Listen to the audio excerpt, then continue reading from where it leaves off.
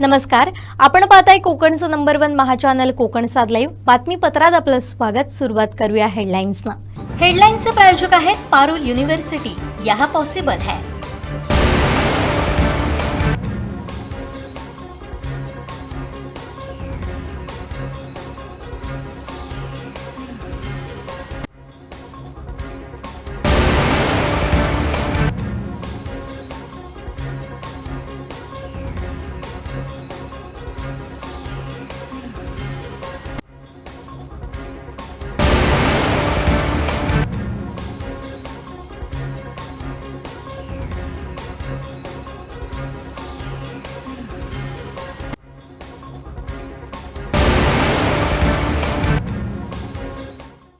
आता पाहूया सविस्तर बातम्या। रायगड जिल्ह्यातील रोहा शहरात दमखाडी इथं गुरुवारी रात्री मुसळधार पावसादरम्यान नाल्यावरील तब्बल 25 ते 30 वर्ष जुना स्लॅब अचानक कोसळला। या दुर्घटनेत 8 दुचाकी आणि रिक्षा थेट नाल्यात कोसळून त्यांचं मोठं नुकसान झालंय। रायगड जिल्ह्यातील रोहा शहरात दमखाडी इथं गुरुवारी रात्री मुसळधार पावसादरम्यान नाल्यावरील तब्बल 25 ते 30 वर्ष जुना स्लॅब अचानक कोसळला। या दुर्घटनेत 8 दुचाकी आणि रिक्षा थेट नाल्यात कोसळून त्यांचं मोठं नुकसान झालंय। सुदैवानं कोणतीही जीवितहानी झाली नाही। मात्र ही दुर्घटना काही क्षण आधी किंवा नंतर घडली असती तर मोठी जीवितहानी होण्याची शक्यता नाकारता आली नसती। घटनेनंतर परिसरात एकच खळबळ उडाली आहे। पोलिसांनी तातडीनं परिसर बंदिस्त करून वाहतूक पर्यायी मार्गाने वळवली। नगराध्यक्षा वनश्री शेंडगे आणि मुख्याधिकारी अजय कुमार एडके यांनी घटनास्थळी भेट देत तातडीनं दुरुस्तीचे आदेश दिले। मात्र या जुन्या मोरीचं स्ट्रक्चरल ऑडिटच झाली नसल्याची माहिती समोर आली आहे। आता तरी शहरातील सर्व जुन्या मोऱ्या, पूल आणि नाल्यांचे तातडीनं स्ट्रक्चरल ऑडिट करून आवश्यक दुरुस्ती केली जाईल का, असा सवाल नागरिक उपस्थित करतात। कोलाड रस्त्यावरती दमखाडी गावाजवळ ही मोरी खचलेली आहे। जवळजवळ 25-30 वर्षापूर्वीची मोरी आहे आणि ह्या घटनास्थळी जसं आम्हाला कळलं तसंच माझी संपूर्ण टीम, मी उपनगराध्यक्ष साहेब असतील, सीओ साहेब असतील आणि माझे सर्व सन्माननीय सभापती, नगरसेवक आम्ही तात्काळ इथे दाखल झालो आणि ठेकेदारांना देखील आदेश दिलेले आहेत की लवकरात लवकर ही मोरी जी आहे सगळं आता क्लिअर करून घ्यायचं आहे। आपण बघू शकता जेसीबी असेल, डंपर असेल, सगळं घटनास्थळी पोहोचलेलं आहे। बॅरिकेशन आणि ढोकापट्टी लावून आपण हा एरिया देखील सिक्युअर केलेला आहे। पोलिसांच्या मदतीने आपण ट्रॅफिक देखील बायपास रोडकडे डायव्हर्ट करणार आहोत। पाणी सध्या कुठे अफेक्टेड, पाण्याची लाईन सध्या अफेक्टेड झालेली नाहीये, फक्त एका बिल्डिंगची पाण्याची लाईन अफेक्टेड झालेली दिसली आहे। तर त्या बिल्डिंगला देखील आपण टँकरने पाणी पुरवठा करणार आहोत आणि एकदा क्लिअर झालं की उद्यापासूनच ठेकेदाराला आदेश दिलेले आहेत, सूचना तशा दिलेल्या आहेत की उद्याच हे काम लवकरात लवकर सुरू करायचं आहे। त्या घटनेला जबाबदार कोण आहे? घटनेला जबाबदार असं कोणाला म्हणता येणार नाही, कारण का ही आपण बघू शकता की ऑरेंज अलर्ट देखील दिलेला आहे। त्यामुळे आठवड्याभरापासून पाऊस हा पडतच आहे आणि त्याच्यामुळे त्या वातावरणामुळे देखील ही मोरी देखील जुनी झालेली होती, त्याच्यामुळे ती खचलेली आहे। बऱ्याच वर्षापूर्वीची मोरी होती मॅडम, ऑडिट करण्यात आलेलं होतं की नव्हतं? असं ऑडिट ॲक्च्युली ऑडिट केलेलं नव्हतं आणि असं ऑडिट आपण करणार नाही। व्हिज्युअली जे काही दिसत होतं त्याच्यावरून एवढी खचेल अशा प्रकारचा अंदाज देखील आला नव्हता, पण आता झालंय। सुदैवाने कुठली जीवितहानी देखील झालेली नाहीये, त्यामुळे लवकरात लवकर काम करण्याचे आदेश नगरपालिकेने दिलेले आहेत। नाले सफाई करण्यात आली त्यावेळेला हे लक्षात आलं नाही का? नाले सफाई आपण अत्यंत प्रकर्षाने सगळीकडेच केलेली होती आणि तेव्हा असं काही लक्षात आलेलं नव्हतं। जिथे जिथे लक्षात आलं तिथे तिथे आपण मोऱ्यांची कामं करून घेतलेली आहेत। अनेक ठिकाणी रोह्यात जसं छत्रपती शिवाजी नगर असो तिथे त्या मोरीचं काम देखील चालू करणार आहोत। मेंढ्या स्कूल जवळची मोरी असो, धनगर आहेत, अंधार आहेत, अनेक ठिकाणी जिथे लक्षात आलं तिथे प्रकर्षाने कामं केली गेलेली होती आणि आता इथे काही लक्षात आलं नव्हतं आणि मोठी मोरी एरिया पण जास्त होता, त्यामुळे असं कोणाच्याही व्हिज्युअली पण लक्षात आलेलं नव्हतं। पण आता काम आपण लवकरात लवकर चालू करणार आहोत। आणखी काही ठिकाणं आत्ता तरी आमच्या नजरेस नाही आहे, जी आपल्याला वाटलेली ती पावसाळ्याच्या आधी आपण तिकडे नक्कीच काम करून घेतलेलं होतं। त्यामुळे अशा प्रकार झाल्यानंतर पुन्हा एकदा आम्ही नक्कीच सखोलतेने पुन्हा एकदा पाहणी करायचं बघू आणि असं काही जाणवलं तर नक्कीच काम करू. नागरिकांना एवढंच आवाहन करू इच्छितो की हा एरिया जो आहे तिकडे कोणी येऊ नये. जे ठेकेदार काम करत आहेत तिथे त्यांना काम करून द्यावं आणि ट्रॅफिक जी आपण डायव्हर्ट केलेली आहे तर सगळ्यांनी जे आपण सूचना दिलेल्या आहेत त्याचं पालन करावं आणि लवकरात लवकर हे काम करून घेण्यात येईल अशी मी तुम्हाला ग्वाही देते. सिंधुदुर्ग जिल्ह्यातील महिलांनी आधुनिक तंत्रज्ञानाचा वापर करून शेती, फळबाग आणि सूक्ष्म फळ प्रक्रिया उद्योगांकडे वळलं पाहिजे. महिला जेवढ्या आर्थिकदृष्ट्या सक्षम होतील तेवढा सिंधुदुर्ग जिल्हा आर्थिकदृष्ट्या आघाडीवर राहील असा विश्वास माजी मंत्री तथा आमदार दीपक केसरकर यांनी व्यक्त केला.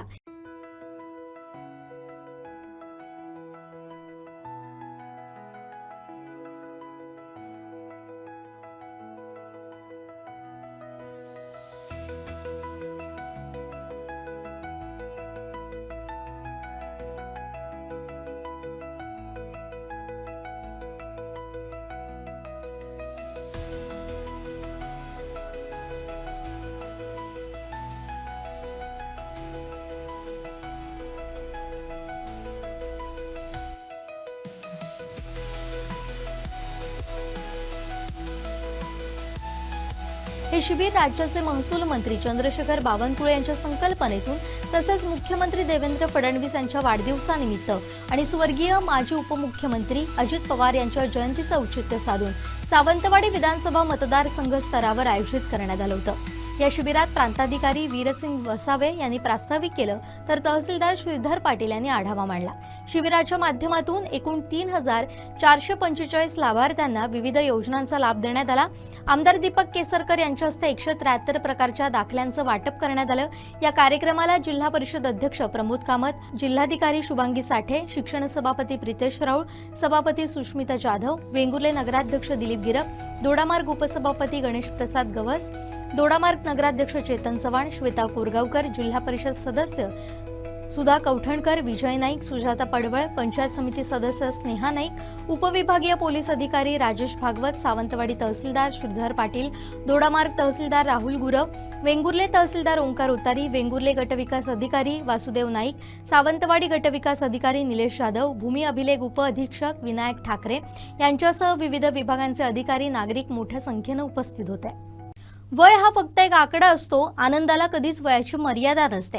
याचाच प्रत्ययाला कणकवली शहरातील निम्मेवाडी येथील लक्ष्मी चंद्रकांत बाईत या 82 वर्षांच्या आजींच्या बाबतीत. या आपल्या कुटुंबियांसमवेत डॅम परिसरात पर्यटनाचा मनमुराद आनंद घेताना दिसतात.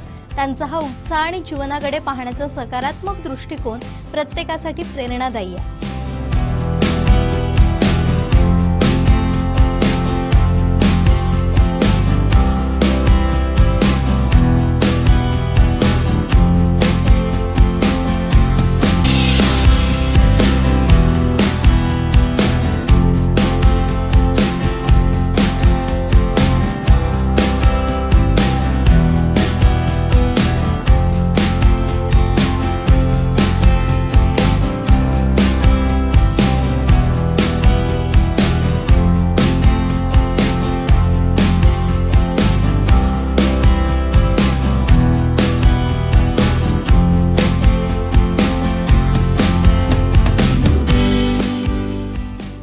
गोव्यातील साळावली धरण पूर्ण क्षमतेनं भरलं असून धरणाच्या सांडव्यावरून पाणी वाहू लागलंय. दक्षिण गोव्यातील पाणलोट क्षेत्रात पडलेल्या मुसळधार पावसामुळे धरणाच्या पाणी पातळीत झपाट्यानं वाढ झाली आहे आणि या दरम्यान मनमोहक दृश्यही पाहायला मिळत आहे.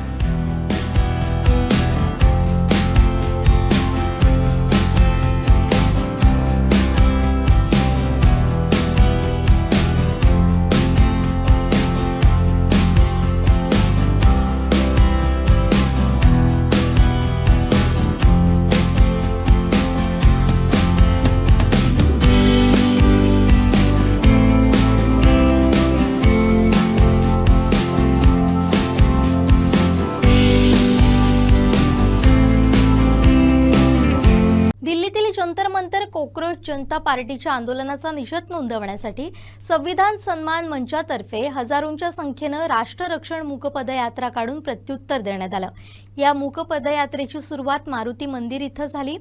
युवक युवती नागरिक रत्नागिरीकर मोठ्या संख्येनं जमा झाले।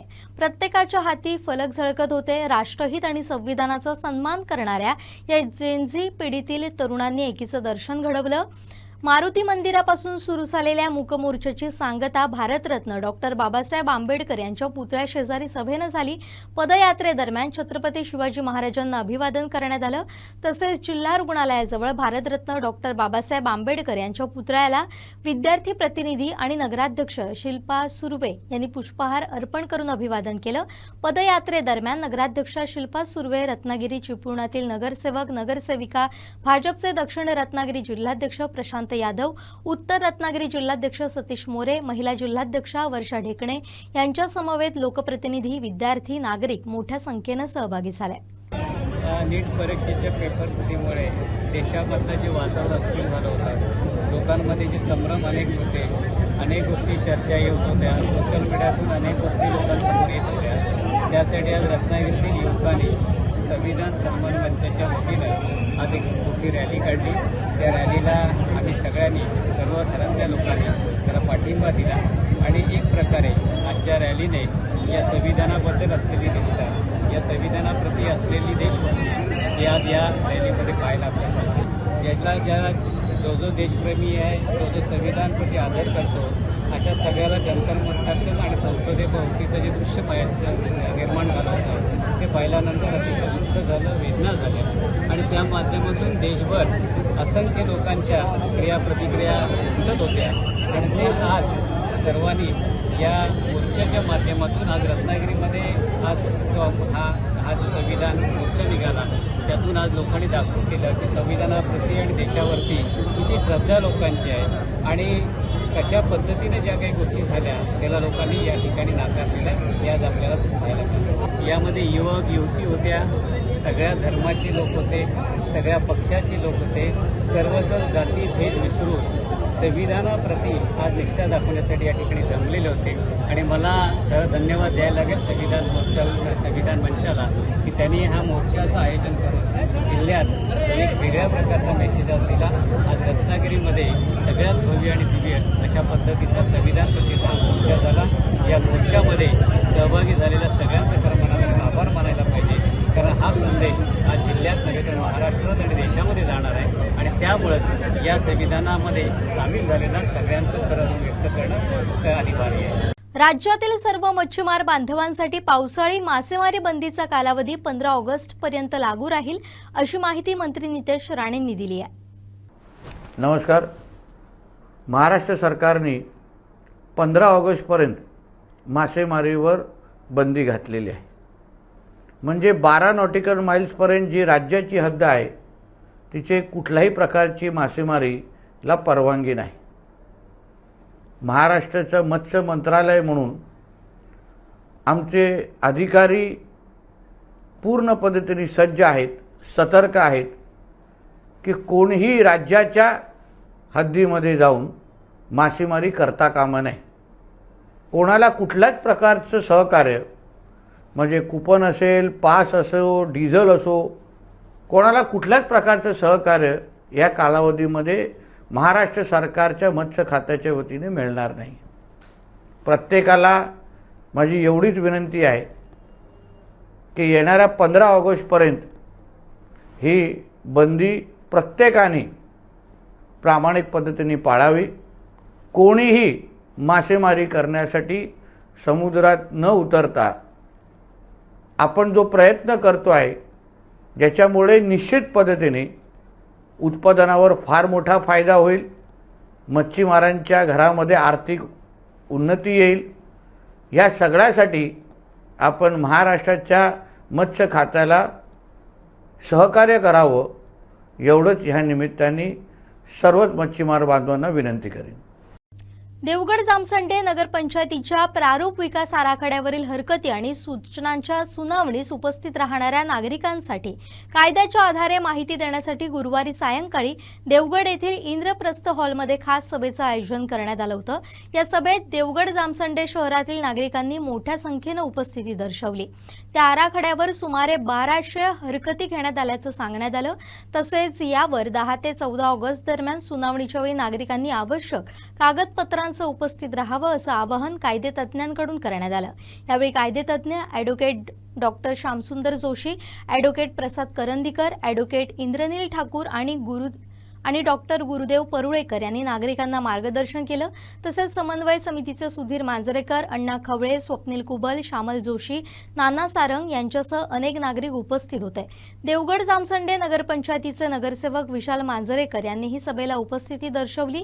तसंच या सभेत आनंदवाडी ग्रामस्थ मंडळाचे अध्यक्ष प्रदीप कोयंडे, हनुमंत कुबल, राकेश मुणगेकर, प्रसाद मुणकर, अण्णा खवळे आदींनी आपली मतं मांडली. कार्यक्रमाचे आभार श्यामल जोशी यांनी केलेत. या सभेला सुमारे 300हून अधिक नागरिक उपस्थित होते.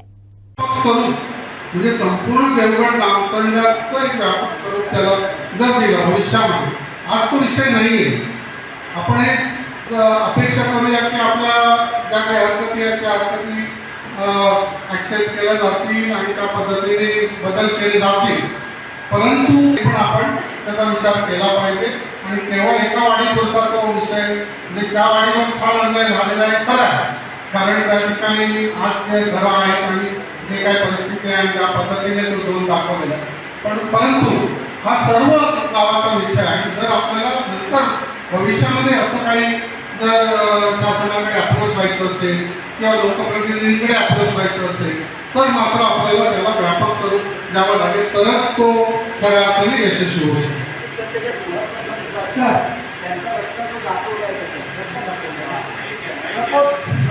मीटर 18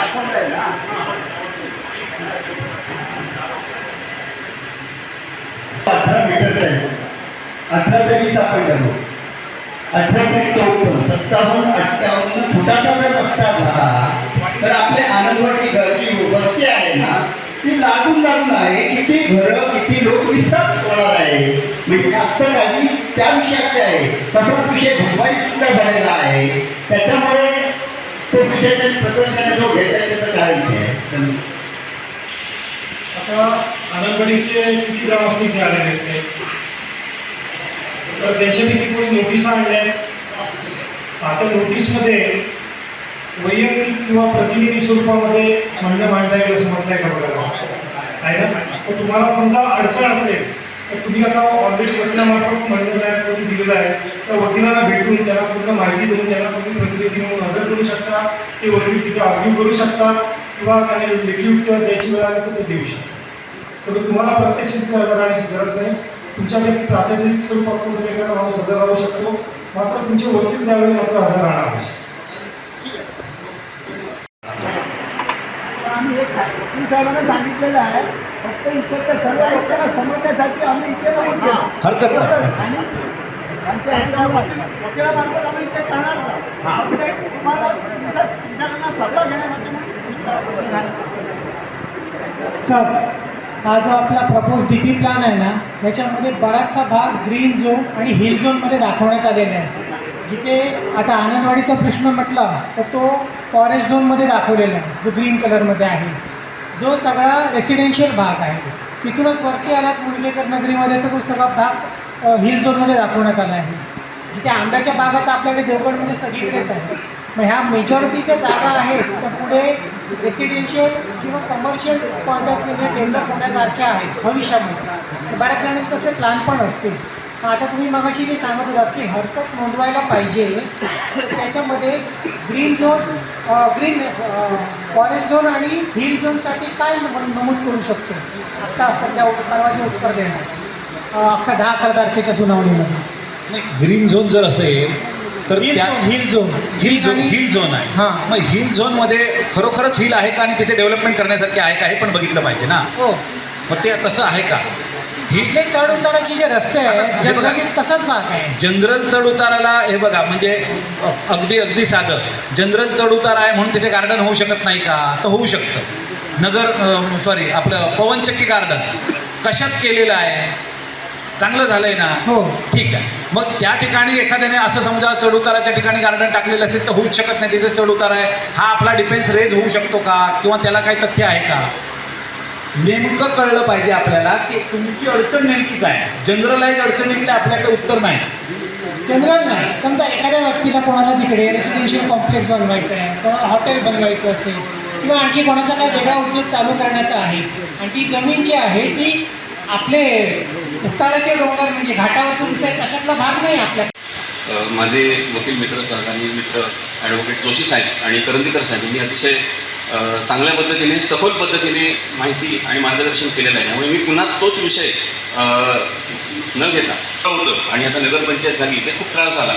आणि कसं होतं त्यावेळेला आपल्याकडे ग्रामपंचायत ॲक्टनुसार या सगळ्या काही कार्यवाही होत होती. बांधकाम असेल किंवा रस्ते असतील दिवाबत्ती असेल ही सगळी ग्रामपंचायत कायद्याप्रमाणे तरतुदीप्रमाणे सर्व कारभार चालत होता.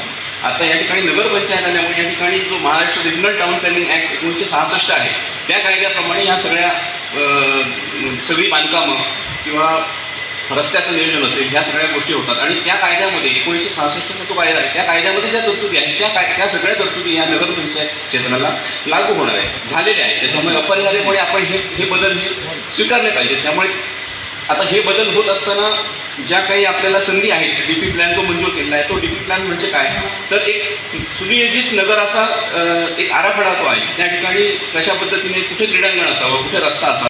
त्यानंतर अंतिम मंजुरीनंतर सुद्धा कायदेशीर कारवाईचा आपल्याकडे पर्याय असतो की जर शासनाने मुजोरपणाने जर आपल्याला ऐकलंच नाही तर त्यांनी जर मनमानी करण्याचा प्रयत्न केला तर भारतीय राज्यघटनेच्या कलम 226 नुसार आपल्याला उच्च न्यायालयामध्ये याचिका दाखल करता येऊ शकते. आणि आता तो काही एका व्यक्तीचा असा विषय होणार नाही तर झाली तर ती सार्वजनिक स्वरूपातच होईल. याचं कारण असं की MRTP कायद्याअंतर्गत अशी कुठलीही अपीलाची तरतूद नाही. MRTP कायद्यामध्ये त्यांनी एवढंच सांगितलं की तुम्ही निवेदन करू शकता किंवा हरकती घेऊ शकता अपील करू शकत नाही किंवा त्यांच्यामध्ये त्यांना अथॉरिटी नाही किंवा एखादा निर्णय घेण्याची किंवा ठरवण्याची. माझी परत एक मी सगळ्यांना विनंती करतो की आपापले कागदपत्र घेऊन आपापले जे कोण तुमचे रेग्युलर तुमचे कामकाज बघणारे वकील आहेत त्यांच्याकडे जाऊनच हे करा. अन्य शॉर्टकटचा मार्ग जे मी ऐकले मी काय ते वापव करत नाही पण कृपया असं करू नका. त्याने कारण भविष्यातले होणाऱ्या अडचणी कारण अतोनात नुकसान होईल वेळ कमी आहे आणि नंतर झालेल्या नुकसान दुरुस्त करण्यासाठी कोणतीही तरतूद नाही.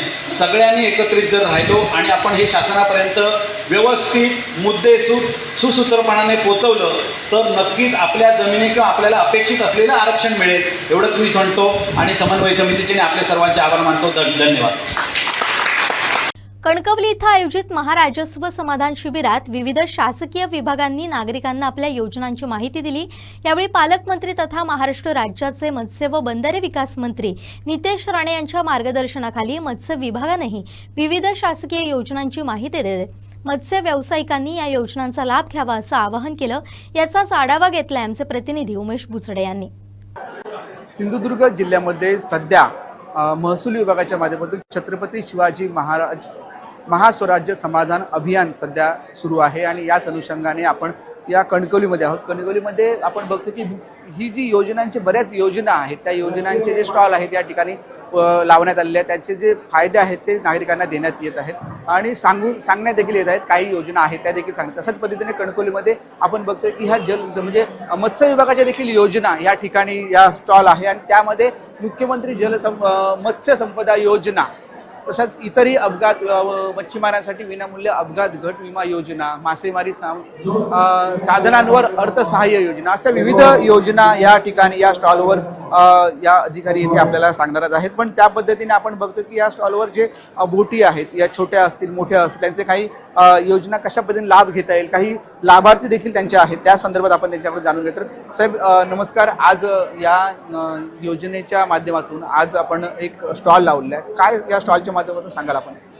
ॲक्च्युली आज आपण छत्रपती शिवाजी महाराज महाराजस्व अभियानाअंतर्गत मच्छीमारांना विविध योजनांचा लाभ देण्याच्या अनुषंगाने हा स्टॉल उभा केलेला आहे. माननीय आपले पालकमंत्री तसे मत्स्य व्यवसाय बंदरे मंत्री श्री नितेशजी राणे साहेब यांच्या नेतृत्वात एक फ्लॅगशिप योजना सुरू झालेली आहे आपल्याकडे मुख्यमंत्री मत्स्य संपदा योजना जी की केंद्र शासनाच्या प्रधानमंत्री मत्स्य संपदा योजनेला अनुसरून त्या धर्तीवर बनवलेली आहे.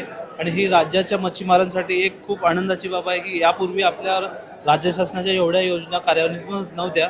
माननीय आपले मत्स्य व्यवसाय मंत्री यांनी बऱ्याचशा योजना केंद्र शासनाच्या धर्तीवर आपल्याकडे सुरू केलेल्या आहेत. तर त्यामध्ये आपण मच्छीमारांना बऱ्याचशा जाळे जे आहेत मच्छीमारांचे जाळे असे जाळ्यावर अनुदान देतो. त्यासोबतच जे की बोट छोट्या साईजच्या बोट म्हणतो आपण पाती त्याच्यावर सुद्धा अनुदान दिलं जातं. त्या व्यतिरिक्त आपल्या मत्स्य व्यवसायाला कृषीचा दर्जा देण्यात आलेला आहे. कृषी दर्जाअंतर्गत आपण मत्स्य व्यावसायिकांना मच्छीमारांना किसान क्रेडिट कार्ड KCC आपण वितरित करतो.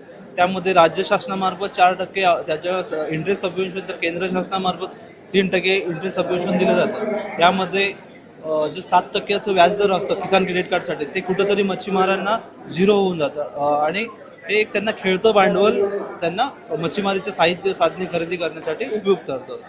तर त्या व्यतिरिक्त विविध बऱ्याचशा योजना, त्याच्यामध्ये कोल्ड स्टोरेज असेल किंवा कोळंबी संवर्धन असेल, म्हणजे आपल्या तलावातील कोळंबी संवर्धन असेल, विविध मोठ्या नौका असतील, केंद्र शासनाच्या सुद्धा त्यात योजना आहेत, ज्या की PMSY योजनेअंतर्गत एंटरप्रिनरशिप मॉडेल असेल, अशा बऱ्याचशा योजनांचा मत्स्य शेतकरी लाभ घेऊ शकतील. म्हणून आपण हा आज या छत्रपती शिवाजी महाराज महाराजस्व अभियानाअंतर्गत स्टॉल उभा केलेला आहे. जास्तीत जास्त लोकांना मुख्यमंत्री मत्स्य संपदा योजनेची माहिती पोहोचली पाहिजे व आपल्या मत्स्य व्यवसाय विभागाबद्दल जास्तीत जास्त माहिती मिळाली पाहिजे, हा यामागचा हेतू आहे. निश्चितच या माध्यमातून एकंदरीत किती तरी लाभार्थी आहेत की ह्या कार्यक्रमाच्या माध्यमातून आपण जोडले गेले? या कार्यक्रमाच्या अनुषंगाने आपण बऱ्याचशा लाभार्थ्यांना लाभ दिलेला आहे, पण आज प्रायोगिक तत्वावर आपण एक 6 ते 7 लोकांना कार्यक्रमाच्या अनुषंगाने मान्यवरांच्या हस्ते आपण त्यांना जे काही कार्यालयीन आदेश आहेत ते वितरित करण्यात आलेले आहेत. त्यासोबतच आपण बघू शकतो की फिशिंगमध्ये जे ट्रॉलिंग फिशिंग केली जाते त्यामध्ये हे टर्टल एक्सक्लुडेड डिव्हाइस आहे, ज्यामध्ये आपण कासव संवर्धन करतो. जे नामशेष होत चाललेल्या प्रजाती आहेत ते त्याच्यामधून निघून गेले पाहिजेत. या अनुषंगाने आपण मच्छीमारांना हा अगदी निशुल्क आणि मोफत असं आपण ते त्यांच्या ट्रॉलरमध्ये बसून देत असतो. एकंदरीत सिंधुदुर्गातील मच्छीमारांना काय सांगाल? सिंधुदुर्गाच्या मच्छीमारांना मी आवाहन करेन की सर्वांनी जास्तीत जास्त जे मच्छीमार आहेत, मच्छीमारीशी निगडीत जे काही व्यवसाय हे आहेत, मच्छीमारीशी निगडीत जे काही काम करणारे लोक आहेत, त्यांनी या योजनेचा निश्चित लाभ घ्यावा. आपल्यासाठी खूप चांगल्या योजना आहेत. यामध्ये निशुल्क असं 5 लाखाचं विमा क्षेत्र आहे. तुम्ही मासेमारीच करावं असं नाही आहे. मासेमारीशी संबंधित जसे की मासे कट करणारा असेल, मासे वाहून नेणारा असेल, मासेची गाडी वाहून, म्हणजे असे जे की मासेमारीशी काहीतरी निगडीत काम करणारे त्यांना 5 लाखाचं आपल्याकडून निशुल्क विमा क्षेत्र आहे. तर त्यांनी त्या विम्याचा देखील लाभ घ्यावा, हे मी असं त्यांना आवाहन करतो. सिंधुदुर्ग जिल्हा मध्यवर्ती सहकारी बँकेच्या वतीनं जिल्ह्यातील प्राथमिक कृषी पतपुरवठा विकास संस्थांचं मार्गदर्शन तसेच 100% कर्ज वसुलीची उल्लेखनीय कामगिरी करणाऱ्या संस्थांचा सत्कार सोहळा बँकेचे अध्यक्ष मनीष दळवी यांच्या अध्यक्षतेखाली उत्साहात पार पडला.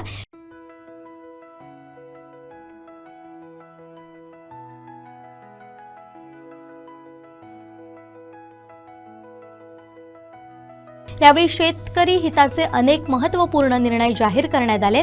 सुगी ॲपच्या माध्यमातून 5 लाख रुपयांपर्यंतची कर्ज मंजुरी जलद गतीनं करण्याची घोषणा करण्यात आली. दोडामार्ग येथील एका सभागृहात आयोजित केलेल्या या कार्यक्रमास बँकेचे संचालक गजानन गावडे, गणपत देसाई, विठ्ठल देसाई, रवी मडगावकर, व्हिक्टर डॉन्टस, मेघनाथ धुरी, महेश सारंग, मुख्य कार्यकारी अधिकारी अनिरुद्ध देसाई यांच्यासह तालुक्यातील विविध विकास संस्थांचे पदाधिकारी, शेतकरी, बँक कर्मचारी मोठ्या संख्येनं उपस्थित होते. जिल्ह्यातील 12 पैकी 9 विकास संस्थांनी 100% कर्ज वसुलीचा मान मिळवल्याबद्दल संबंधित संस्थांचे पदाधिकारी, कर्मचाऱ्यांचा शाल, श्रीफळ आणि गुलाब पुष्प देऊन सन्मान करण्यात आला. दोडामार्ग, सासोली, मणेरी, आई, वजरे, तळकट, कळणे, कोलझर आणि परमे या विकास सेवा संस्थांनी उल्लेखनीय कामगिरी बजावली. प्रकरण डायरेक्ट हेड ऑफिसला पाठवलं पाहिजे, अपलोड होईल आणि हेड ऑफिसला गेल्यानंतर सुद्धा इथे सुद्धा संचालक आणि ह्या सगळ्या प्रक्रियेमध्ये प्रकरण पाठवताना विकास संस्थेच्या संचालक मंडळाच्या सभेची कुठल्याही प्रकारची आवश्यकता लागणार नाही. प्रकरण तुम्ही ते हेड ऑफिसला गेलं की आमच्याकडे बँक स्तरावर सुद्धा समजा बैठकीसाठी कुठल्याही कार्यकारी समिती असेल, संचालक मंडळाची सभा असेल, या सभांना जरी वेळ असला तरी सुद्धा 5 लाखापर्यंतचं जर कर्ज असेल तर ते तात्काळ त्या दिवशी छाननी करून त्याच्यावर मंजुरी देण्याचे अधिकार सुद्धा आम्ही खालच्या त्या हेड ऑफिसच्या अधिकाऱ्यांना दिलेले आहेत, जेणेकरून हे प्रकरण जास्तीत जास्त 6 ते 7 दिवसामध्ये मंजूर होऊन तुमच्याकडे येईल. आणि ते मंजुरीचं पत्र तुमच्याकडे आलं की मग उचलीच्या वेळी तुम्ही एक संचालक मंडळाची बैठक लावावी, मंजुरी द्यावी आणि ते प्रकरण तिथल्या ब्रँचकडे सादर करावं. तिथे सुद्धा आपण त्यांना ऑनलाईन सिस्टम ठेवली आहे, जेणेकरून त्या शेतकऱ्याला कमीत कमी वेळेमध्ये त्याचं मागणी असलेलं कर्ज किंवा त्याला आवश्यक असलेलं कर्ज हे विकास संस्थेच्या माध्यमातून मिळालं पाहिजे, अशा प्रकारचा एक आम्ही प्रयत्न केला आहे. याच्या सगळ्यामध्ये आपण थोडंसं सहभागी झालं पाहिजे, ही व्यवस्था समजून घेतली पाहिजे आणि जर याच्यातनं आपण चांगली सेवा देऊ शकलो तर निश्चितपणे आपल्या गावातल्या आपल्या कार्यक्षेत्रातल्या शेतकऱ्यांना विकास संस्थेकडे येण्यासाठी आपण आकृष्ट करू शकतो. त्यांना त्याच्यामध्ये सहभागी होण्यासाठी जे काही आपल्याला प्रयत्न करणं आवश्यक आहे ते करण्यासाठी जिल्हा बँक निश्चितपणे तुमच्यासोबत आहे. आणि म्हणून मला वाटतं आई चेअरमनने एक प्रश्न उपस्थित केला की ज्यावेळी आपण व्याजाच्या सवलतीची जी रक्कम आहे म्हणजे 3% केंद्र शासन आणि 3% राज्य शासन, ही व्याज सवलतीची जी रक्कम आहे ही आपल्याला का उशीर होतो आहे, तर याच्यामध्ये प्रश्न असा आहे की व्याज सवलतीची रक्कम ही खरं तर या ठिकाणी भूमिका अशी आहे की ती व्याजाची रक्कम विकास संस्थेने शेतकऱ्यांकडनं घेऊ नये असं शासन सांगतं. परंतु आपण जर ती नाही घेतली तर विकास संस्थेच्या उत्पन्नावर त्याचा परिणाम होतो. विकास संस्था अनिष्टता पावतीच्या दिशेने जाते आणि विकास संस्था ही खरं तर शेतकऱ्यांची संस्था आहे. आणि म्हणून आपण जिल्ह्यामध्ये आपल्या सगळ्याच सभासद शेतकऱ्यांना संपूर्ण जिल्ह्याभरामध्ये सगळ्यांना ती चांगल्या प्रकारची सवय लावली आहे की व्याजाची रक्कम तुम्ही आता भरा आणि नंतर ती रक्कम तुमच्या खात्यामध्ये जमा होईल. आज मागच्या 2 वर्षाचं व्याजाची रक्कम ही केंद्र आणि राज्य शासनाकडनं अजून येणे बाकी राहिलेली आहे आणि ती आल्यानंतर निश्चितपणे आणि आता या पुढच्या काळामध्ये ती रक्कम जी आतापर्यंत संस्थेच्या खात्यामध्ये जमा व्हायची आता ती संस्थेच्या खात्यामध्ये जमा न होता थेट शेतकऱ्याच्या खात्यामध्ये शासनामार्फत जमा होणार आहे आणि त्यामुळे ती रक्कम थेट शेतकऱ्याला निश्चितपणे मिळणार. त्याच्याबद्दल दुमत काही नाही. फक्त या सगळ्यामध्ये आपल्याला त्याची 365 दिवसामध्ये कर्जाची वसुली झाली आहे की नाही, तो त्या कर्जाच्या व्याजाच्या परताव्यासाठी पात्र आहे की नाही याची खातरजमा खरं तर आताच्या या सगळ्या कॉम्प्युटरायझेशनमुळे तुम्हाला ती यादी अगोदरच मिळते. त्यामुळे तुम्ही त्या शेतकऱ्याला सांगू शकता बाबा तू पात्र आहेस, तू अपात्र आहेस, जे काय असेल ते आपण अगोदर सांगितलं तर कदाचित ते शेतकरी समाधानाने त्या पुढच्या काळामध्ये निश्चितपणे त्या ठिकाणी काम करतील. आणि म्हणून आपल्याला आपल्या संस्थेचं एक स्वतःचं कार्यालय, स्वतःचं गोदाम असणं आवश्यक आहे. आणि म्हणून आता राज्य शासनाने जी योजना काढलेली आहे की तुमच्या गावामध्ये जर विकास संस्थेचं स्वतःची जागा नसेल तर तुमच्या गावामध्ये जे काही शासनाची कुठली जागा उपलब्ध असेल ती वापरात नसेल आणि ती जमीन असेल तर त्याची मागणी विकास संस्थेने केली पाहिजे. त्याच्यासाठी आवश्यक तो पाठपुरावा आम्ही करू. आज जिल्ह्यामध्ये जवळपास 6 ते 7 विकास संस्थांचे प्रस्ताव आता आम्ही शासनाकडे सादर केले आहे. तर तशा प्रकारची शासनाची जागासुद्धा विकास संस्थेला देण्याच्या संदर्भात शासनाचा निर्णय झाला आहे. त्यामुळे तुमच्या गावामध्ये गोडाऊन उभारण्यासाठी किंवा संस्थेचं कार्यालय उभारण्यासाठी जर त्या जागेची आवश्यकता आणि आर्थिक परिस्थिती आपण खरेदी करण्याची नसेल किंवा बक्षीसपत्राने जागा मिळण्याची शक्यता कदाचित नसेल तर अशा ठिकाणी आपण त्या ठिकाणी आपल्या गावातल्या शासकीय जागेची मागणी आपण त्या शासनाकडे केली पाहिजे आणि त्याच्यासाठी आवश्यक जो काही पाठपुरावा असेल तो निश्चितपणे त्या स्तरावर निश्चितपणे करू. आणि म्हणून भात खरेदी असेल, काजू खरेदी असेल, आत्ता मग असे देसाईंनी मुद्दा मांडला की काजू खरेदीच्या बाबतीमध्ये आपल्याला काजू बोर्ड म्हणून आपण काय भूमिका घेतो आहोत. आज आम्ही काजू बोर्डाच्या माध्यमातून जे काही निर्णय घेतो आहोत त्या निर्णयाचा फायदा विकास सहकारी संस्थांना झाला पाहिजे या दृष्टिकोनातून आता आमचे प्रयत्न आहेत. कालच्याच आठवड्यामध्ये या ठिकाणी संपूर्ण जिल्ह्यात भरातल्या सगळ्या तालुक्याच्या खरेदी विक्री संघांची बैठक झाली आणि तिथे सुद्धा आमचा असा एक निर्णय झाला आहे की या पुढच्या सीझनमध्ये काजू बोर्डाच्या माध्यमातून आपण काजू खरेदी ही त्या तालुक्यातल्या विकास सहकारी संस्थांच्या माध्यमातून करावी.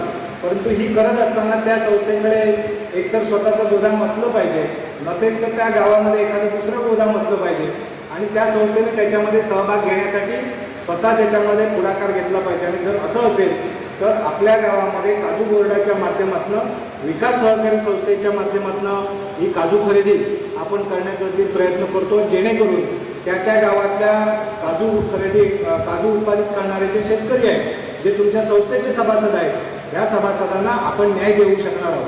त्याच्यासाठीची योजना येत्या महिन्याभरामध्ये जाहीर होईल. मग आपल्याला निश्चितपणे त्याची सविस्तर माहिती मिळेल. बंदर विभागात 450 आणि मत्स्य विभागात 450 नोकर भरती करणार अशी घोषणा मंत्री नितेश राणे यांनी मालवण इथं बोलताना केली आहे. आज आमच्या महाराष्ट्र सागरी मंडळाच्या मार्फत आपण 35 लोकांना उद्देशपत्र देतो आहे. त्याचं वितरण समारंभाच्या निमित्ताने आपण सर्वजण इथे उपस्थित आहात. माझ्या दृष्टिकोनातून हा अतिशय महत्त्वाचा असा कार्यक्रम आहे, कारण का 35 लोकांना आपण आजपासून इथे व्यवसाय आणि रोजगाराची संधी आमच्या महाराष्ट्र मेडिकल बोर्डच्या माध्यमातून देणार आहे. कौतुक करेपर्यंत विषय नाही, असं नाही की निलेश साहेबांनी माझं कौतुक केलं, मी कौतुक करतो, तसं नाही. पण इतिहास आणि इतर त्या कार्यक्रमामधूनचा प्रवास हा आपल्या सगळ्या जणांना कळला पाहिजे, माहिती असला पाहिजे.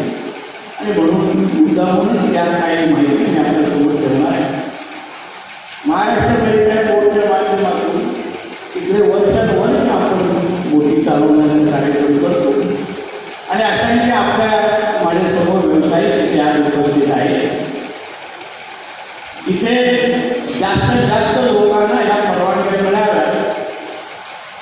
हे आमदार झाल्यानंतर निलेश साहेब माझ्याशी बोलले की तिथे जिथे असंख्य तरुण आहेत त्यांना या क्षेत्रामध्ये यायचे आहे, म्हणून आपण तुमच्या महाराष्ट्र मेडिकल बोर्डच्या माध्यमातून आपण मार्ग काढावा, जेणेकरून जास्तीत जास्त लोकांना आपण या निमित्ताने परवानग्या देऊ शकतो.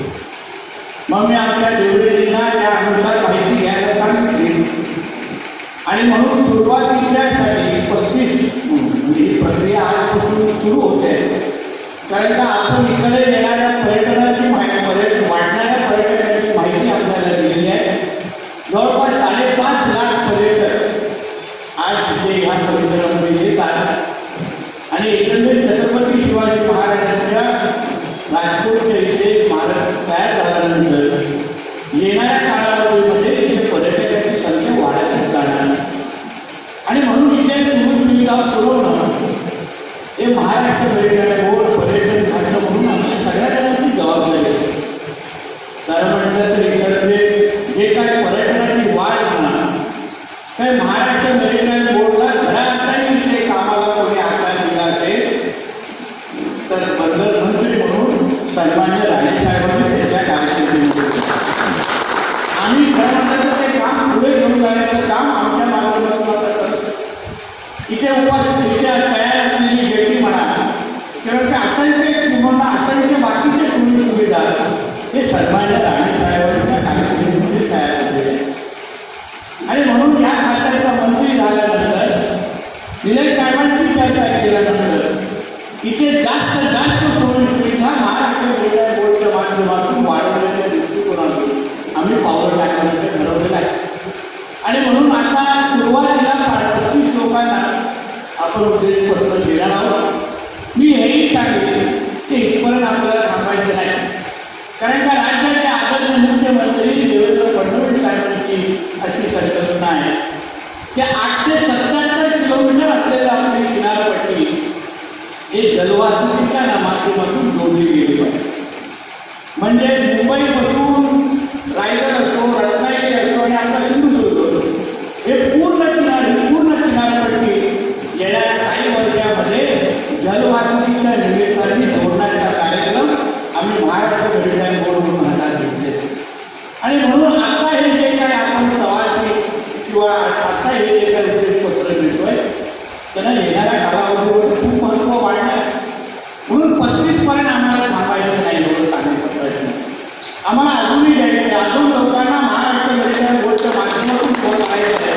फक्त आपल्याला एवढं सांगेल की फॉर्म भरण्यामध्ये कदाचित तिथे सगळी आपण माहिती घेत असताना सगळी फॉर्ममध्ये माहिती भराल. फक्त जसं महाराष्ट्र मेडिकल बोर्डकडे जाऊन आपलं नाव नोंदवा. अजून एक नाव आमदार साहेबांच्या कार्यालयामध्ये नाव आपण नोंदलं तर निश्चित पद्धतीने उद्देशपत्र आपल्याला मिळेल हा विश्वास. कारण का जेव्हा ही नावं आम्ही ठरवत होतो, मी देवरेजी आम्ही सगळे झाले, तेव्हा असंख्य लोकांची नावं आली नव्हती.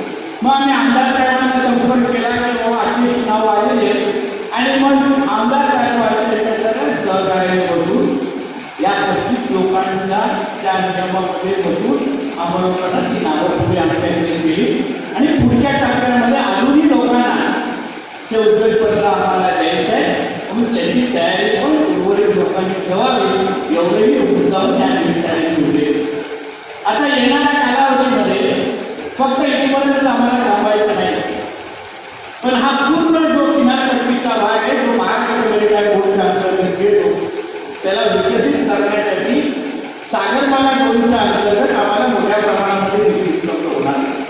तिथले सोयीसुविधा असो, तिकडचे काही हॉटेल चालू करायचे आहे, स्टॉल धारक जे तिथे आता तुम्हाला दिसत आहे ते येणाऱ्या कालावधीमध्ये आमदार साहेबांचा अजून एक मला आग्रह होता की तिथे त्यांच्यावर टांगती तलवार असता कामा नये. कधी अधिकारी येतात त्यांच्यावर कारवाई करतात ते मला नको आहे. म्हणून आम्ही आत्ताच आमच्या महाराष्ट्र मॅरीटाईम बंदर खात्याच्या माध्यमातून आम्ही एक नवीन शॉपची पॉलिसी तयार केली, दुकानांची पॉलिसी तयार केली.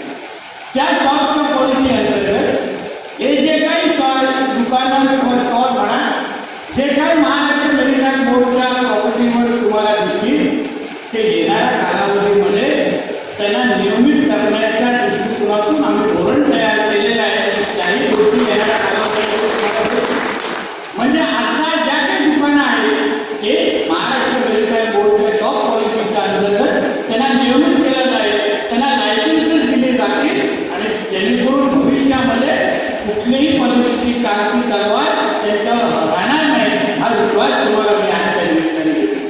मंत्री साहेबांचा 150 दिवसाचा कार्यक्रम. मच्छीमारांना कृषीचा दर्जा हा मंत्री नितेश राणेंमुळेच मिळाला. त्यांचं अभिनंदन करताना जसे शेतकऱ्यांचे कर्ज माफ झालं तसंच मच्छीमारांचं करावं अशी मागणी आमदार निलेश राणे यांनी मंत्री नितेश राणे यांच्याकडे केली आहे. सिंधुदुर्ग किल्ल्यापर्यंत प्रवासी वाहतूक करण्याच्या उद्देशपत्र वितरण समारंभात ते बोलत होते. अनेक दिवसांपासून हा कार्यक्रम घ्यायचा आपण ठरवत होतो आणि आपण सन्माननीय पालकमंत्री महोदयांना हा विषय जेव्हा कानावर घातला तेव्हा त्यांनी लगेच या कार्यक्रमाची तारीख दिली आणि वेळ दिली आणि तसाच आजचा हा कार्यक्रम आज इथे आयोजित करण्यात आलेला आहे. या ज्या 35 परवानग्या आहेत अनेक दिवसांपासून मला असं वाटतं जेव्हा ह्या जिल्ह्याला पालकमंत्री म्हणून तुम्ही लागले नव्हते तेव्हापासून ही मागणी होती, पण ती तुमच्या माध्यमातूनच पूर्ण व्हायची होती आणि म्हणून आज ती पूर्ण होताना अनेक लोक समाधानी आहेत. तुम्हाला माहिती आहे तुमच्याही मतदारसंघामध्ये मच्छीमार समाज आहे, मच्छीमार बांधव आहेत. साहेब अनेक प्रश्न ह्या किनारपट्टीचे आहेत. मी तुम्हाला काही वेगळं सांगायची काही गरज नाही, तुमच्याही भागामध्ये किनारपट्टी आहे. आज पर्यटनाच्या माध्यमातून मला ही गोष्ट या सभागृहाला सांगायला आनंद होतो की साहेबांच्या म्हणजे मुख्यमंत्री साहेबांच्या अंतिम आठवड्याच्या प्रस्तावाच्या निमित्ताने त्यांचं एक भाषण झालं. सन्माननीय फडणवीस साहेब बोलायला होते त्यांच्या 1.5 तासाच्या भाषणामध्ये फक्त एकच मंत्र्यांचं नाव घेतलं ते म्हणजे सन्मानित त्यांच्या नुसतं कामाचा उल्लेख केला नाही तर त्यांच्या कामाचं कौतुक देखील केलं आणि त्यांचं अभिनंदन देखील केलं. एकमेव मंत्री त्यांच्या भाषणामध्ये शेवटच्या आठवड्याचा प्रस्ताव जो असतो अतिशय महत्त्वाचा प्रस्ताव विधिमंडळाच्या दृष्टिकोनातून आणि त्याच्यामध्ये खरोखरच तुम्ही जे काम या जिल्ह्यामध्ये करोडो रुपये मला असं वाटतं देवरे साहेब आपण त्याचा उल्लेख केला करोडो रुपये आपण या निमित्ताने इकडे आणताय ते इम्प्लिमेंट झाले पाहिजे याच्यासाठी आपलं मॉनिटरिंग पण आपण करत आहे. मी मनापासून आपलं कौतुक करतो, आपलं अभिनंदन करतो आणि असंच लक्ष आपण मालवण सातत्याने ठेवाल अशी अपेक्षा देखील ठेवतो. कारण का राणेसाहेबांचा जीव हा मालवण तालुक्यावर आहे हे तुम्हालाही माहिती आहे आणि मलाही माहिती आहे. किनारपट्टी कुठेही असली पण मालवणची किनारपट्टी ही राणेसाहेबांची लाडकी आहे आणि आता तुमचा भाऊ इकडे आमदार आहे. तुम्ही नेहमी सहकार्य करता. मी म्हणून अनेक वेळेला सांगतो की मला काय कुठली वेगळी स्वप्न नाही. मीच मंत्री असल्यासारखं माझ्या पुरा मालवणमध्ये मी वागतो. मला काय अपेक्षा नाही किंवा काय व्हायचं नाही. पण आता मनोगत व्यक्त करतोच आहे. 2 फक्त विषय आपल्यासमोर ठेवतो. साहेब आपल्या या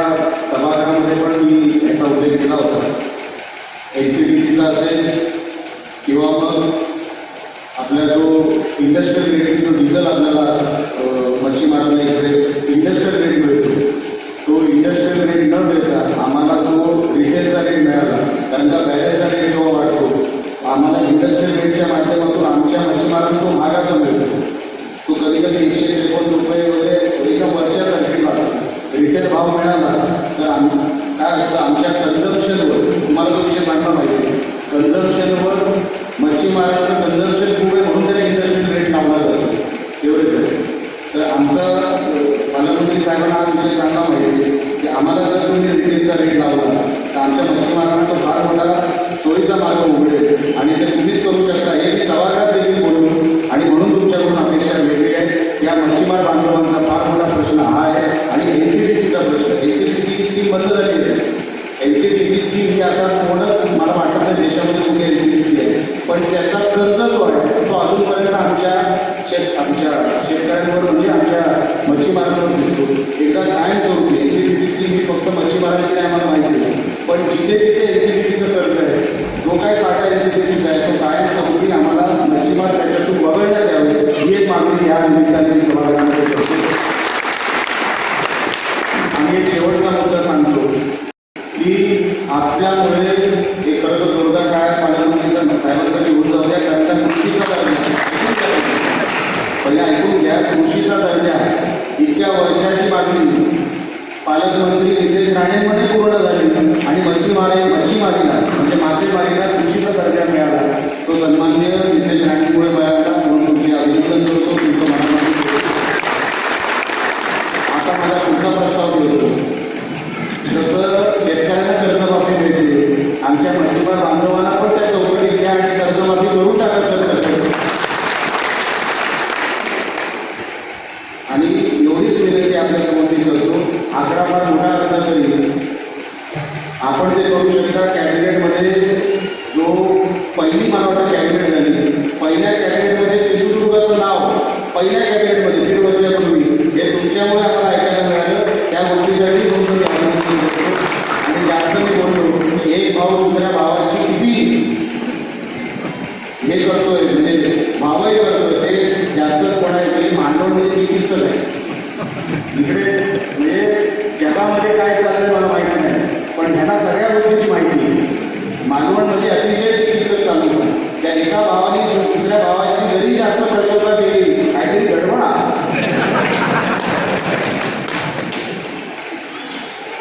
अशी कसलीच गडबड नाही त्यांच्या भाषेमध्ये सांगत साहेबांच्या.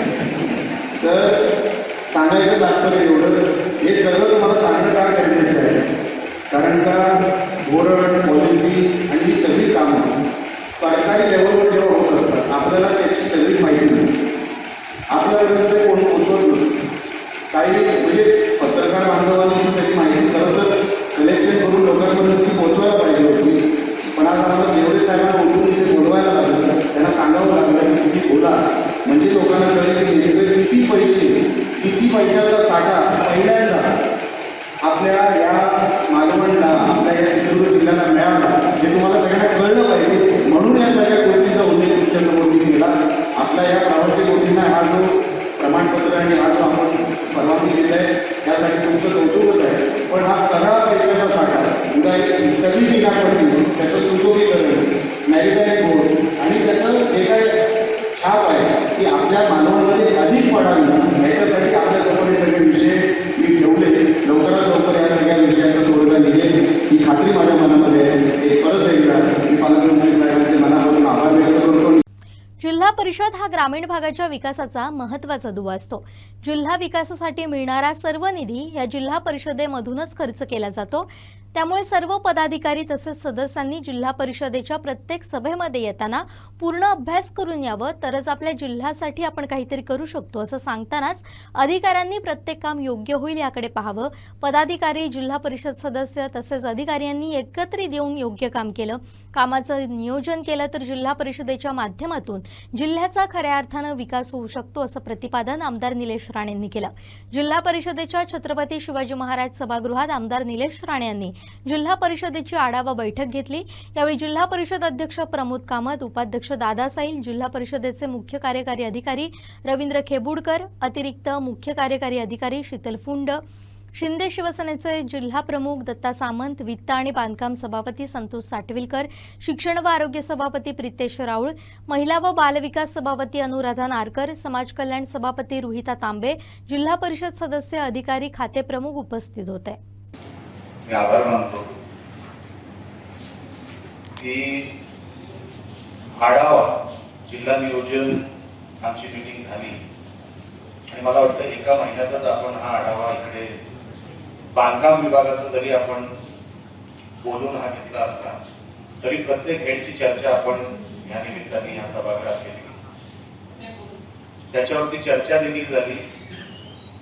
माझा विषय आढावा घेण्याचा एकच होता आणि मी साटविलकर साहेबांचे पण मनापासून आभार मानतो की पारदर्शकता, आलेला निधी खर्च होणं, तो योग्य ठिकाणी खर्च होतोय की नाही त्याच्यावरती मॉनिटरिंग करणं आणि जास्तीत जास्त निधी आपल्या जिल्ह्याला मिळायला पाहिजे हा सातत्याने त्यांच्याही डोक्यामध्ये विचार ते सातत्याने मला बोलून दाखवत होते आणि म्हणून त्यांच्या विभागाची मीटिंग आहे असं सांगून आपल्याला ह्या मीटिंग मध्ये आपल्याला सगळ्यांना बोलवण्यात आलं. मीटिंग घेण्याचा उद्देश एवढाच आहे की जिल्हा परिषद आपल्या सिंधुदुर्ग जिल्ह्याचा कणा आहे. लक्षात घ्या, माझा आमदार निधी पण जिल्हा परिषदेलाच वर्ग होतो, तिथूनच खर्च होतो. आपण जिल्हा परिषद योग्य रीतीने चालवली तर जिल्ह्याच्या ग्रामीण भागाला कधीच अडचण येणार नाही, येऊ शकत नाही. अशी भूमिका जर जिल्हा परिषद घेईल तर खऱ्या अर्थाने जे जिल्ह्याचं ग्रामीण भाग आहे त्याला आपण न्याय देऊ शकतो, नाही तर देऊ शकत नाही. तुमच्याशिवाय हे शक्य नाही. आम्ही किती जरी सभागृहामध्ये विधिमंडळामध्ये भाषणं केली, मंत्र्यांकडून आम्ही पैसे घेऊन आलो, पालकमंत्री महोदय पैसे घेऊन आले, राणे साहेब म्हणजे खासदार साहेब केंद्र सरकारातून पैसे घेऊन आले. जोपर्यंत तुम्ही इम्प्लिमेंट करत नाही तोपर्यंत याच्यात काही शक्य नाही. जिल्हा परिषद कशी चालते, कारण मी स्वतः उपक्रम कमिटीचा एक सदस्य आहे. राज्याचे वेगवेगळे जिल्हा परिषद ऑडिट करायची जबाबदारी आमच्या कमिटीवर आहे. मी ऑडिट करत असताना जिल्हा परिषदेचं महत्व त्या त्या जिल्ह्याला काय आहे हे मी जवळून बघितलेला माणूस आहे. मी अनेक वर्षांनी जरी आज जिल्हा परिषद मध्ये आलो असतो तरी मला फक्त हिशोब हा कळतो. मी तुम्हाला हिशोबासाठीच परत परत तुमच्या समोर मी येत आहे. मला बाकीचं काय नाही. आलेला पैसा हा योग्य रीतीने खर्च झाला पाहिजे, त्याचं नियोजन झालं पाहिजे आणि विदाउट नियोजन आपण मॅथमॅटिक्स करू शकत नाही. म्हणून माझी अधिकारी वर्गाला पण विनंती आहे की मी कधी तुम्हाला अवेळी फोन करत नाही, कुठली मागणी करत नाही, मी कधी चाय प्यायला येत नाही तुमच्या. पण माझी मागणी तुमच्याकडे एवढीच आहे की ही जी काय आपण जिल्हा परिषद निवडणुकीनंतर आपण जे काही सदस्य निवडून आले, अनेक सदस्य त्याच्यामध्ये नवीन आहेत. अनेक सदस्यांना अजूनपर्यंत नेमकं कुठली भूमिका केव्हा आणि काय इम्प्लिमेंट करायला पाहिजे हे सगळं मी का परत परत तुमच्या समोर बोलून दाखवलं. त्याचं कारण की ते शब्द जरी आढळले ना कानावर तरी ते नंतर जाऊन कोणातरी विचारतील हे काय बोलला होता तो. आणि त्याच्यातून एक आपल्या जिल्ह्याचं एक अशी व्यवस्था उभी राहील की प्रत्येक जिल्हा परिषद सदस्य आपला प्रत्येक अधिकारी कामाचा पाठलाग करेल. आपण जीबीआर कशी घेतो, स्टँडिंग कशी घेतो, मी माहिती घेत असतो ना, पण मी त्याच्यावर आता काय बोलणार नाही. तुम्ही अभ्यास करून घ्या. हे सगळे आकडे म्हणजे जिल्हा परिषद. मी सभागृहात उठलो आणि काहीतरी बोललो की बघा अमेरिकेत काय चाललंय, काही अर्थ नाही. पण तुम्ही आकडे घेऊन बसलात. सीओ साहेब आपले एवढे कोऑपरेटिव्ह आहेत, सगळे अधिकारी वर्ग कोऑपरेटिव्ह, असं एकही नाही की त्यांना कॉपरेट करायचं नाही असं मला कुठे जाणवलेलं. ते सगळे चांगले जिल्ह्यामध्ये, त्यांना सगळ्यांना इंटरेस्ट आहे, काम करायचं आहे. पण तुम्ही जी भूमिका मांडाल ना त्या भूमिकेनुसार ते आपले इम्प्लिमेंटेशनची कामं करतात. तुम्हीच जर अभ्यास करून गेलात नाही, तुम्हाला जर काय माहिती नसेल तर आपल्याला निकाल लागणं, आपल्याला याच्यातून बाहेर पडणं कठीण. आपला जिल्हा लहान आहे, आपला जिल्हा लहान आहे, आपलं बजेट लहान आहे. पहिलं बजेट शिकून घ्या. बजेट म्हणजे काय, कशावरती आपण जीपीआर मध्ये आणि स्टँडिंग मध्ये भांडलो पाहिजे तो अगोदर अभ्यास करा की बीपीडीएचे पैसे आपले कट झाले, मग आहे त्या पैशामध्ये तुम्ही किती नळपाणी मागणार आहात, किती पीएचसीची दुरुस्ती मागणार आहात, किती आरोग्य व्यवस्थेची तुम्ही सुधारणा मागणार आहात. मिळू शकत नाही तुम्हाला. पाठलाग करायचा आहे. म्हणून मी यांना सांगितलं ह्या सगळ्या अध्यक्षांना महाराष्ट्राच्या आणि सांगा त्यांना आमचे 10 कोटी रुपये परत द्या किंवा आमची जुनी पद्धत आमची सुरू करून द्या. 90 दिवसाची कालावधी प्रशासकीय मान्यताची प्रोसिडिंग मध्ये मी का घ्यायला लावली की 45 दिवस करा, हे तुमच्यासाठी पण चांगलं आहे. ती कामं तुमची लवकर होतील तर तुम्हाला लोकांना उत्तर द्यायला मिळतील. म्हणून प्रोसिडिंग मध्ये ती 45 दिवस घेतली. 45 दिवसच का हे पण तुम्ही अभ्यास करा, कारण का त्यांची जी अडचण आहे मग तुम्ही त्यांच्यावर बोला. 45 दिवस कशाला नाही, त्यांना लागतातच, कारण का सह्या होऊन दुसरी करून येतात. म्हणून त्यांची पण तुम्ही अडचण जी आहे ती कधी कधी समजून घेतली पाहिजे. हा सगळा विषय अभ्यासाचा आहे. माझी विनंती आपल्याला सगळ्यांना, अधिकारी वर्गाला पण, आपण येताना कुठल्याही मीटिंग मध्ये मी कधी सत्कार स्वागत मी घेत नसतो, मला आवडत नसतं, पण तुम्ही येताना माझ्याकडे तयारीने यायची. माझी भाषा बदलेल असं काय मला संधी देऊ नका. मी तुमच्यावर रिस्पेक्ट ठेवणार आहे, नेहमी रिस्पेक्ट ठेवीन. अधिकारी वर्गाचा रिस्पेक्ट ठेवणारा माणूस आहे, आमचं कुटुंब आहे. पण उगाच तुम्ही काहीतरी इथे आम्हाला सांगत बसाल, मी ऐकायला बसलेलो नाही, ऐकणार. एवढं स्ट्रिक्ट तुम्हाला मी सांगतो. वेळोवेळी आढावा होत राहील. तो माझ्याकडून होईल किंवा मंत्री महोदयांकडून होईल किंवा खासदार साहेब जेव्हा येतील किंवा मग कधी दीपक केसरकर साहेब येतील. हे सगळे लोक जिल्ह्याचं चांगलं व्हावं म्हणून एकत्र येऊन काम करतात. तुम्ही सगळ्यांनी तेवढीच मेहनत करून आपल्या जिल्ह्याला जे काही आपण वेगळं काय मागतोय का साबिलकर साहेब काहीच नाही. हा तेवढकर साहेब आपल्या हक्काचं मागतोय. निलेश राणे सभागृहात पण मागतो, हक्काचं मागतो. तुम्ही देताय ना साताऱ्याला, तुम्ही देताय ना सांगलीला, तो माझ्या सिंधुदुर्ग जिल्ह्याला पण दिला पाहिजे. ती भूमिका तुमची असली पाहिजे. काही जरी झालं तरी माझ्या मातीचं भलं झालं पाहिजे, माझ्या जिल्ह्याचं भलं झालं पाहिजे. आपसात भांडू नका. अधिकाऱ्यांना काम करायची संधी द्या, पण कुठला अधिकारी जर काम व्यवस्थित करत नसेल तर तक्रार आमच्याकडे करा. वातावरण जिल्ह्याचं खराब नको, एवढं आपण सगळ्यांनी लक्षात ठेवा. चांगलं काम आपण करताय, अजून वेगाने आपण काम करण्याची गरज आहे. निधी जो आहे त्याचा पाठलाग करा. मॅथमॅटिक्सवर जा, फक्त भूगोल आणि इतिहासात राहू नका. मॅथमॅटिक्सवर अभ्यास करून तुम्ही सभागृहात या. जिल्हा परिषद अजून मोठी करूया. आणि त्याचा जो काही आम्ही मागणी केली होती, सन्माननीय एकनाथ शिंदे साहेब आले होते, आम्ही मुख्यमंत्री देवेंद्र फडणवीस साहेबांकडे पण मागणी केली होती की साहेब किमान 25 कोटी रुपये आमच्या टर्नओव्हरसाठी तुम्ही आम्हाला जिल्हा परिषदला द्या. आमचा पर्यटन जिल्हा आहे, त्याचा पण साहेब पॉट आपण करा. आमचा पर्यटन जिल्हा असल्यामुळे आमचा फुटफॉल, तुम्हाला लोकसंख्या कमी दिसते पण बाहेरून येणारी लोक आणि परत जाणारी लोक अधिक आहे, डबल पेक्षा जास्त आहे. आम्हाला 25 कोटी रुपये आम्हाला निधी आमच्या टर्नओव्हरला मिळाला पाहिजे. गोव्याहून सावंतवाडीच्या दिशेनं प्रतिबंधित गुटखा आणि तंबाखूजन्य पदार्थांची वाहतूक करणाऱ्या वाहनांवर बांदा पोलिसांनी मोठी कारवाई केली आहे. या कारवाईत एकूण 8,22,300 रुपयांचा मुद्देमाल जप्त करण्यात आलाय. बांदा चेक नाका इथं वाहनांची नियमित तपासणी सुरू असताना गोव्यातून येणारी कार संशयावरून थांबवून तपासण्यात आली. वाहनातील गोण्यांची पाहणी केली असता त्यामध्ये गुटखा आणि तंबाखूजन्य माल आढळून आला. या कारवाईत 3,22,300 रुपयांचा प्रतिबंधित माल आणि 5 लाख रुपयांची मारुती सुझुकी इको गाडी असा एकूण 8,22,300 रुपयांचा मुद्देमाल जप्त करण्यात आला. ही कारवाई पोलीस अधीक्षक मोहन दहिकर, अप्पर पोलीस अधीक्षक नेहमी साटम, उपविभागीय पोलीस अधिकारी राजेश भागवत यांच्या मार्गदर्शनाखाली सहाय्यक पोलीस निरीक्षक पंकज शिंदे, उपनिरीक्षक गवस, PSI पवार तसेच त्यांच्या पथकानं यशस्वीपणे पार पडली. शेवटी ठळक घडामोडी पुन्हा एकदा. हेडलाईन्सचे प्रायोजक आहेत पारुल युनिव्हर्सिटी. यहाँ पॉसिबल है.